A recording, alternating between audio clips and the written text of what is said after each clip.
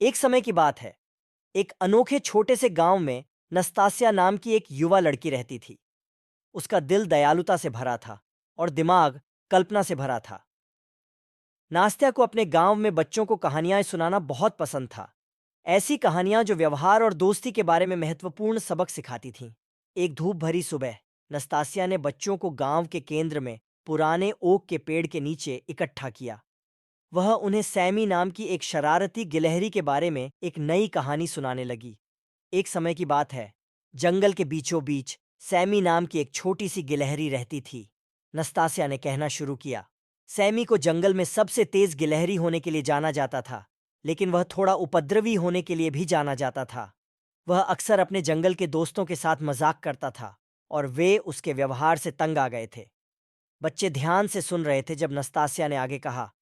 एक दिन जब सैमी पेड़ों के बीच से दौड़ रहा था, उसने गलती से एक मधुमक्खी के छत्ते को उसकी शाखा से गिरा दिया। मधुमक्खियां गुस्से में भिन भिनाने लगीं और सैमी ने खुद को एक चिपचिपी स्थिति में पाया। वह शहद से ढका हुआ था और घिरा हुआ था उग्र मधुमक्खियों द्वारा।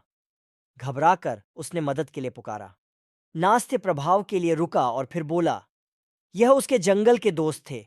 ओलिवर नाम का एक बुद्धिमान बूढ़ा उल्लू और रोजी नाम का एक दयालु खरगोश, जो उसके बचाव में आए थे। वे जानते थे कि सैमी सबसे अच्छा दोस्त नहीं था, लेकिन वे यह भी जानते थे उसे मदद की जरूरत थी। साथ में उन्होंने सैमी को मधुमक्खियों से बचने में मदद की और उसे सच्चे दोस्त होने के महत्व का एहसास हुआ। नास्तिया ने अपनी कहानी जारी रखी। उस दिन से सैमी ने अपने तरीके बदल दिए। उसने अपने दोस्तों के साथ मजाक करना बंद कर दिया और एक अच्छा, विश्वसनीय साथी बनना शुरू कर दिया। उसने दोस्ती का मूल्य और दूसरों के साथ दयालुता से व्यवहार करने का महत्व सीखा। गांव के बच्चे नस्तासिया की कहानी सुनकर मंत्रमुग्ध हो गए। वह और भी कहानियां सुनाने लगी, जिनमें से प्रत्येक व्यवहार, दयालुता और मित्रता के बारे में मूल्यवान शिक्षाओं से भरी हुई थी।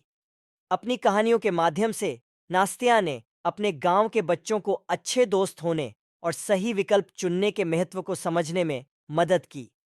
जैसे ही सूरज डूबने लगा, बच्चों ने नास्ते को उसकी कहानियों के लिए धन्यवाद दिया और घर चले गए। उनके दिल नए ज्ञान से भर गए। नस्तासिया मुस्कुराई, यह जानकर कि उसने अपने गांव के साथ कुछ सुंदर साझा किया है।